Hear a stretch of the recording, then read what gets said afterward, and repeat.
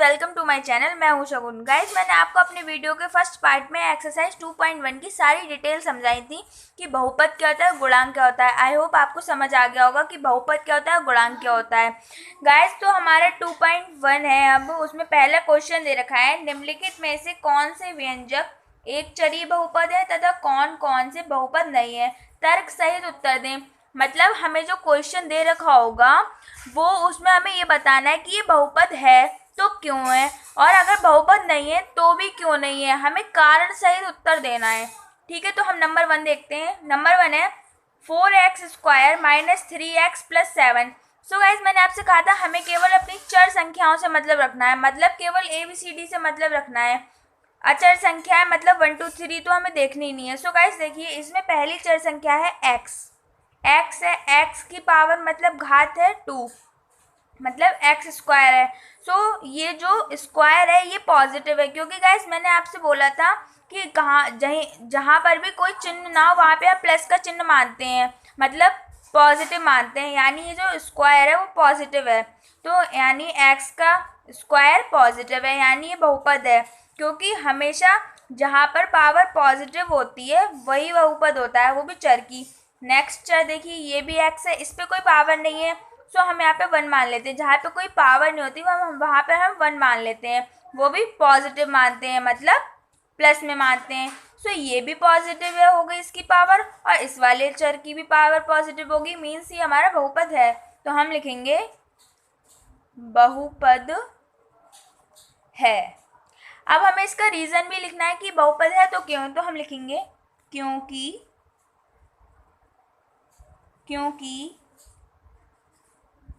चर संख्या की घात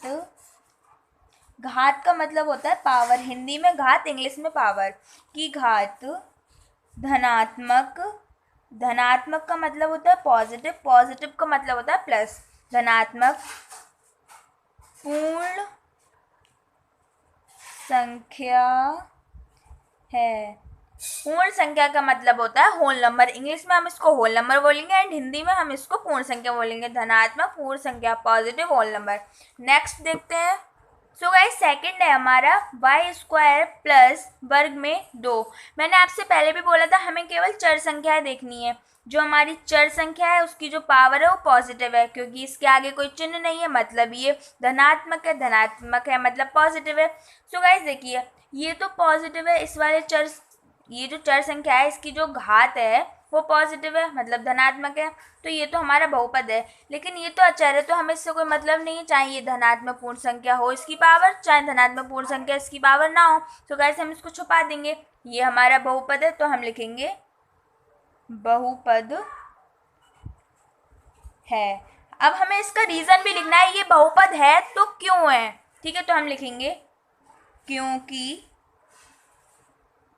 चर संख्या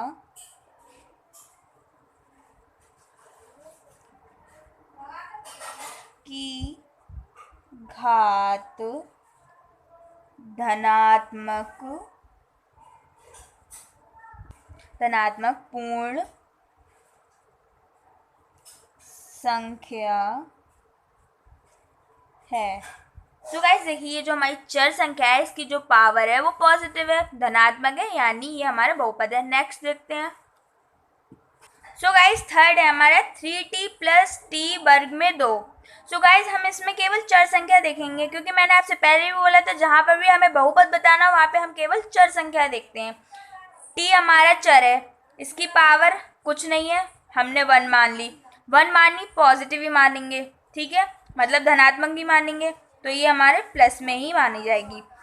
एंड ये जो हमारी चर संख्या है इसकी जो पावर है, सॉरी गाइस, हमारी ये वाला क्वेश्चन रॉन्ग था एंड ये वाला राइट है। ये देखिए, क्वेश्चन हमारे ये गलत था। क्वेश्चन है ये, हमें केवल चर संख्या से मतलब रखना है। हमारी चर संख्या है इसमें टी की पावर हमें है नहीं, इसमें टी की पावर, इसमें वर्ग बना रखा है। सो गाइस, जहाँ पर भी आप कहीं पर भी देखना है, जो वर्ग होगा उसका जो मतलब मान रखते हैं वो 1/2 रखते हैं। जो वर्ग का मान होता है उसका मान हम 1/2 रखते हैं।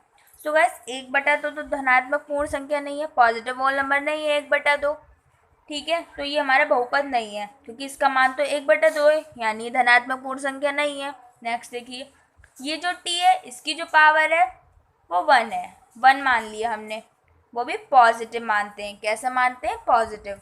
सो गाइस हमारा ये वाला तो धनात्मक पूर्ण संख्या है, लेकिन ये वाला नहीं है क्योंकि वर्ग का जो मान होता है वो 1/2 होता है, यानी ये तो है पॉजिटिव होल नंबर।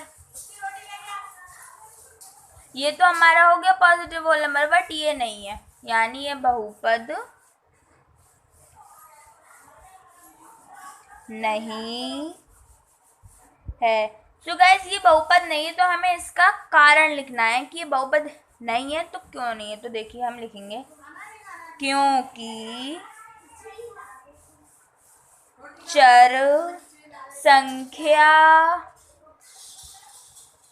की घात, घात का मतलब होता है पावर, धनात्मक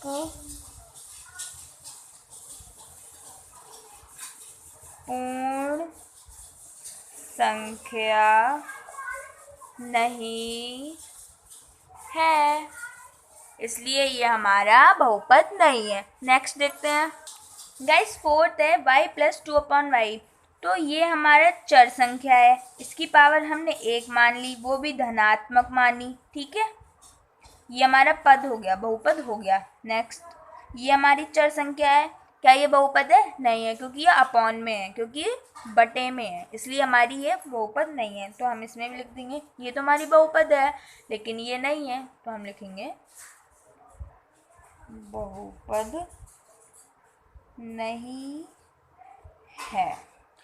अब हमें इसका रीज़न लिखना है, तो लिखिए क्योंकि चर संख्या